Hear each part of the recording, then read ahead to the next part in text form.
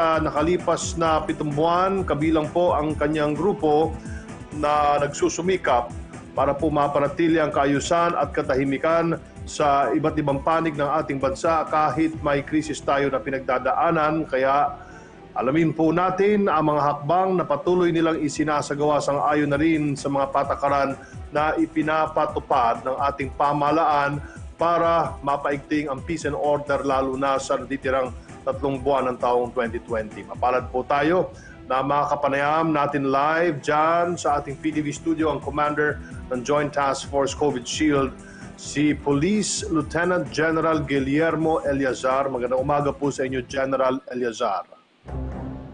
Magandang umaga sa inyo, Sec Martin, Yusek Rocky at siyempre sa lahat ng mga nakikinig at nanonood sa inyong programa. Sa kabila po ng unti-unting pagluwag ng quarantine restrictions, batay na rin sa inilabas ng Interagency Task Force lalo na sa mga lugar under MGCQ. At GCQ ay inyong inihayag na may ilang pa ring mga lokalidad na nananatili ang restricted na travel policy, partikular na sa mga non-APOR o non-authorized persons outside residence at LSI o locally stranded individuals, kung saan ay kailangan pa rin nilang magpresenta ng travel authority. Kaya naman po ang Joint Task Force COVID Shield ay maglalabas ng tinatawag na travel pass through permits. Ano po ang kinaibahan nito sa travel authority? Yes, Yusek Martin, dahil nga po dun sa mga guideline na nilabas, pinaubaya po ng ating ITF sa LGU kung itutuloy pa rin nila ito pong pag-require ng travel authority sa mga papasok sa kanila or hindi na kailangan. Kaya po nag-adjust po tayo nitong ating travel protocol flowchart na kung saan kung ikaw po ay APOR, kagaya ng dati, if you are APOR, hindi na po kailangan ng travel authority at pwede ka nang pumunta doon sa destination mo as long as work-related yon at the same time, yung ID lang kailangan. Pero kung ikaw po ay non-APOR or hindi work-related ang iyong lakad at ikaw ay pupunta at ikaw ay nasa GCQ or MGCQ, ito na po ang bagong policy natin ngayon. Kailangan malaman mo muna kung anong status na pupuntahan mo. Dalawang status po ang ating mga probinsya or mga lugar na pupuntahan. It's either yan po ay restricted or unrestricted. When we say restricted, kailangan pa rin ng travel authority pag ikaw ay pupunta doon. Pag unrestricted na, hindi na po kailangan ang travel authority. Nakikita po natin dito itong mga probinsya at mga highly urbanized and independent component cities sa buong Pilipinas para malaman ng ating mga bayan kung ang pupuntahan nyo ba ay restricted or unrestricted. Balik po tayo sa ating flowchart. So, ibig sabihin po, kung ang inyong destination, itong munisipyo or mismong siyudad na pupuntahan mo ay restricted, kailangan nyo pa rin yung dati nating ginagawa na may travel authority galing sa police station dahil kailangan doon yung coordination. Dapat malaman ng pupuntahan na magta-travel ka doon at kailangan mo medical clearance certificate na ipakikita sa police station. Ngayon, kung ang pupuntahan nyo naman o destination mo ay hindi restricted o hindi kailangan ng travel authority, ang next na katanungan is that baka naman may dadaanan ka ng mga lugar na restricted. Kasi syempre iba't iba na ang sitwasyon natin. Kaya doon na po papasok ngayon itong travel pass-through permit natin. Yusek Martin, ito po walang requirement po dito. Pupunta ka lang sa police station and then bibigyan ka ng travel pass-through permit. Hindi kailangan ng medical clearance certificate, hindi kailangan ng koordinasyon sa pupuntahan mo dahil bukas na nga sila at hindi kailangan ang travel authority. At ngayon naman po, kung hindi restricted, kumbaga hindi kailangan ng travel authority doon sa pupuntahan at sa dadaanan, yun po, kailangan dire-diretso na. Hindi na kailangan ang travel authority or ito pong travel pass permit natin. So, para idagdag ko lang, Sec Martin, na dito po sa listahan natin, meron kasi dito na unrestricted na probinsya and yet merong silang mga bayan na unrestricted, na restricted pa rin. Kaya nga kung makita natin dito, nilagyan natin sila ng pin like itong Ifugao. Ang Ifugao is unrestricted. Pero may pin siya kasi meron siyang bayan sa probinsya na yon na dineclare nila na restricted pa rin. So ito po ang mga tables na ating dinidisseminate para sa kaalaman ng ating mga bayan. By the way, Nakipag-coordinate na rin po tayo sa DOST at ginagawa na po nila itong online application system na kung saan lahat po nito, itong mga sinasabing application na ito ay online na. Mapapadali na po lahat at wala na masyadong intervensyon, hindi na kailangan pumunta sa police station. Sa mga susunod na araw, abangan po natin yon. Pero meanwhile, naglalabas muna kami nitong mga panuntunan na ito dahil we owe this to the public na dapat alam nila kung meron tayong pagbabago para mapadali po ang kanilang prosesong gagawin. General, sino-sino po ang kwalipikado sa pagkuha ng dokumento na ito? At pangalawa, dahil po ang TPP ay hindi naman po nire-require ang pagkuha ng medical certificate, ano-ano po ang mga papeles na kinakailangan para makuha po nito? Yes, para po dun sa ang destinasyon nyo ay hindi na kailangan ng travel authority pero may dadaanan kayong lugar na mahigpit pa rin o restricted pa rin, yun po ang kukuha ng TPP. Walang requirement, hindi kailangan medical clearance certificate pag in-apply mo sa pulisyon. Hindi rin kailangan i-coordinate yun sa pupuntahan dahil maluwag na nga po sila at hindi kailangan travel authority. So pag pupunta sa police station, ibibigay sa inyo yun at yun ang dadalhin mo. Ito pong lahat ng ito ay para sa mga non-APOR including LSI. Dahil uulitin ko po, kung kayo naman ay APOR at work-related ang travel nyo, hindi nyo kailangan ang anumang permit, ID lamang ang katapat niyan. Ang TPP po ba ay maaring gamitin sa pagpasok sa mga lugar na halimbawa na lamang na nasa ilalim ng ECQ o MECQ? Hindi po. Ang atin po mga non-APOR ay hindi pwedeng mag-travel kung tayo ay nasa ECQ at MECQ. Ganon din, kung ang pupuntahang lugar ay ECQ at MECQ, hindi rin po allowed ang ating mga non-APOR, apat including LSI, except for talagang emergency na mga sitwasyon. Sa patuloy po na pagluluwag ng quarantine protocols, paano pa po natin paiigtingin ang police visibility lalong-lalo na sa mga highly urbanized area? Well, nag-recalibrate po ang ating deployment at nag-utos ang ating Chief PNP, General Cascolan, for the unit commanders in the ground na mag-coordinate sa mga respective LGU. Kung titingnan kasi po natin, talagang ang laki na ng role ng ating LGU. Even though may mga guidelines na nilalabas ang IATF, pero last say or may coordination pa rin kung paano ipatutupad to ng ating mga kapulisan base na rin sa guidance ng LGU. At yun nga po, ang ginawa po natin, nagdagdag ng personnel sa mga lugar kung saan naandyan ang ating mga kabayan dahil mas marami na ang mga permitted industries na nag-ooperate. At the same time, mas marami na ang mga kababayan natin na sinasabi nating mga consumer na mag-a-avail ng mga goods and services being provided by permitted industries. Kaugnay po, General, ng sunod-sunod na krimen na sangkot ang motorsiklo, kamakailan lang ay nagsanay kayo ng tinatawag na MASCOT o Motorized Anti-Street Crime Operation Teams. Ayon na rin po yan sa direktiba ng ating Pangulong Duterte upang may address ang suliraning ito. Tell us more about this MASCOT at ilan na po ang nakatapos sa training na ito so far. Yusek Martin, even before, meron na rin po tayo na mascot. At ito nga po ang ating ginagawa upang tayo po ay magkaroon ng intervention para po dito sa mga riding in tandem natin ngayon. At nagbigay din ng kautusan na Sec Martin sa ating PNP po. Meron na po tayo na 43 na katatapos pa lang dito sa motorcycle riding course na isinagawa ng High Patrol Group. At patuloy pa rin na magsasagawa nito. In fact, nagkaroon po din ng kautusan ng ating Secretary Eduardo Año ng DILG para po sa procurement ng additional motorsiklo base na rin po sa guidance ng ating Pangulong Duterte.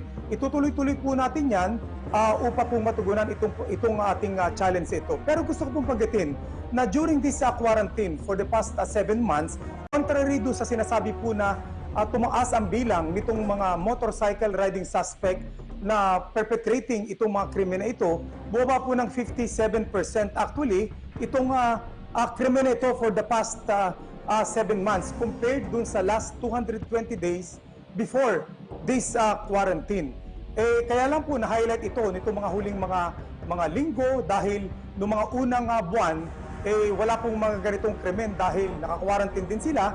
Pero sinasabi nga po natin na malaki ang pagbaba. Subalit, mas nakahanda ngayon ng PNP para po harapin itong challenge na ito. Mula po nung nagkaroon ng pandemya, paano ninyo maisasalarawan ang bilang ng mga krimen sa bansa, partikular na dito sa NCR? Tumaas po ba ito o bumaba? Yes, Sec Martin, base po sa ating 223 days na monitoring during this quarantine period, kung ikukumpara natin yung index crime for the past ito pong 223 days before this pandemic, bumaba po ng 46%. Ang krimen natin sa buong Pilipinas, 44% yan sa Luzon, 51% sa Visayas, at 44% naman sa Mindanao. So nagka-average po yan. Kung dati 176 crimes per day ang nagaganap, during this quarantine, 96 crimes per day po yan. At kung yan po i-breakdown natin dito sa mga 8 focus crime, itong crimes against persons and crimes against properties, lahat po yan, murder, homicide, physical injury, rape, at robbery, theft, at karnaping na motorsiklo at motor vehicle, lahat po sila ay bumaba. Dahil po yan sa mga interbensyon na isinagawa ng Philippine National Police at Joint Task Force COVID-19. In particular, ito mga checkpoint operations natin na ating ginagawa sa iba't ibang mga borders ng ating probinsya at city, pati na rin po yung ating visibility sa mga lugar kung saan naandun ating mga kabayan. At kasabay na rin doon yung pag-implement ng mga batas at ordinansa, particular na mga curfew sa iba't ibang lokalidad po sa ating bansa. Magtungo naman tayo sa mga katanungan ng ating mga kasamahan sa media na nakatutok din po sa ating programa. Yusek Rocky, please go ahead. Good morning, General. Tanong po mula kay Evelyn Quiroz from Filipino Mirror. With regard daw po ito dun sa localization move being pushed by top PNP officials, don't you think that law enforcement will be affected if the policeman is assigned to the locality where he resides? Since the tendency daw po is to let things slide if that policeman knows or is familiar with someone who is breaking the law. Bali po sa assessment natin, contrary to that, mas magiging epektibo ang ating pulis. Una, hindi niya po iisipin itong mga economic concern kasi yung mga gastos na malayo ka, yun po ay ating ma-address na. At the same manner, kung nasa sariling bayan ka, lalo po sa mga probinsya, talaga pong gusto mo na pagmamalaki ka ng iyong mga kamag-anak at hindi ka gagawa ng anumang kalokohan. At nagbili naman ang ating Chief PNP na kung naandun ka, dapat nating bantayan. Pinagbigyan ka na, pumunta ka na doon, at kung meron ka pagkakamali, talaga pong ikaw po ay mananagot sa iyong mga kasalanan. While it is true na ito naman po ay in a way nasa batas na as much as possible ang ating mga pulis ay nasa kanilang lugar, pero hindi naman pwedeng masakripisyo po itong bilang ng ating mga pulis sa bawat lokalidad. Andun pa rin po yung konsiderasyon ng police to population ratio at hindi naman natin pwedeng pagbigyan lahat ng uuwi sa kanila, but through swapping as well as replacement during our recruitment ay pwede pong unti-unti ay pupunta po tayo doon sa localization program. Maraming salamat sa inyo, Yusek Rocky, and of course, General Eliazar. Bukod po sa pagsasanay ng mga polis na nakamotorsiklo at paikipag-ugnayan ng mga unit commander ng PNP sa mga LGU para mabigyan ng force multipliers, ano-ano po ang ginagawa ninyong aksyon para mapunan ang kakulangan sa mga tauhan? Napakalaga po ang tulong ng ating mga force multipliers. Kaya nga direktiba ng ating SLG at PNP talagang mag-coordinate sa LGU at through their force multipliers, ito pong mga barangay tanods, pati na rin itong mga public order and safety personnel ng mga LGUs, at yung pong ating mga pulis at barangay laban sa krimen. Ito pong barangay enforcement teams natin, matutulungan po tayo sa pagtutok sa mga violation, particularly ng quarantine protocol. Naglabas din po tayo ng ating mga hotlines, hindi lamang sa iba't ibang mga police stations natin, kung hindi mismong sa Joint Task Force COVID Shield, kasama na rin itong mga social media accounts natin na kung saan ay naging daan ito para makareceive tayo ng mga informasyon galing sa mga kababayan natin na nakakita ng mga violation sa kanilang lugar, sa kanilang kapitbahay, at through the swift action of the PNP at pati na rin po ng ating barangay ay atin pong na-implement itong mga quarantine procedures. At tayo po ay nananawagan sa patuloy na collaboration, suporta at kooperasyon ng ating mga kababayan sa ating pong programang ito. Kumusta naman po, General Eliazar, ang koordinasyon natin sa mga LGU para sa nalalapit na paggunita ng UNDAS, lalong-lalo na sa Metro Manila? Even weeks before po, a month before this period now, nagkaroon na po ng koordinasyon ng ating mga local commanders sa mga LGU. Dahil nga po, itong ating pagpunta sa UNDAS, while it is true na isang linggo starting from October 29 up until November 4 ay sarado po yan, pero days before that and days after that hanggang November 15, ay pwede po silang pumunta doon. Nagbibigay po ng guidelines ang ating ITF na hindi lalampas ng 30% ang capacity ng ating mga sementeryo at kolumbaryo, at nakita naman po natin na sa mga nakaraang araw at even ngayon, ang ating pong police ay nag-deploy ng almost 12,000 sa buong Pilipinas sa mga sementeryo at kolumbaryo. Kasama na rin po yung mga force multipliers, around 17,000, para po matutukan itong ating mga concern sa pagsunod ng ating mga kabayan sa mga health protocols na pinangunahan sa pagpatupad ng ating mga local government units.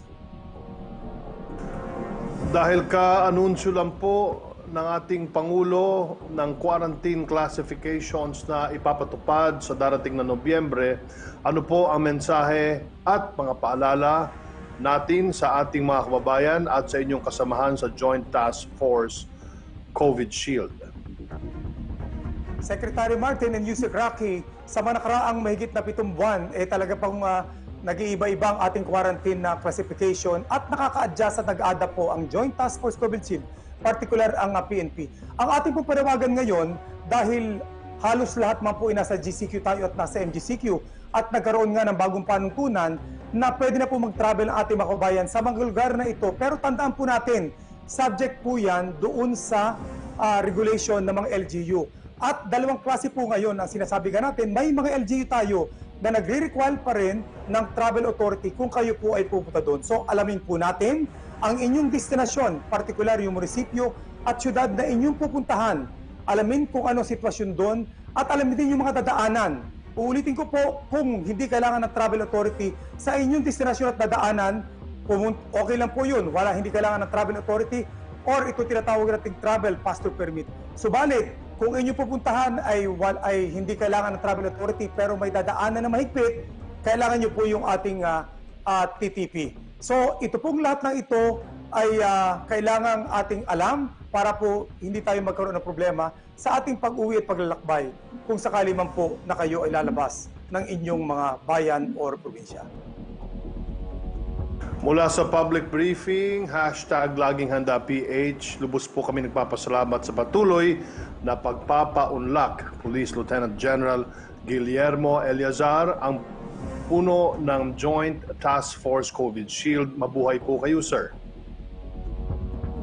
Maraming salamat Sec Martin and Yusek Rocky at sa mga ating pong mga nanood sa inyong programa.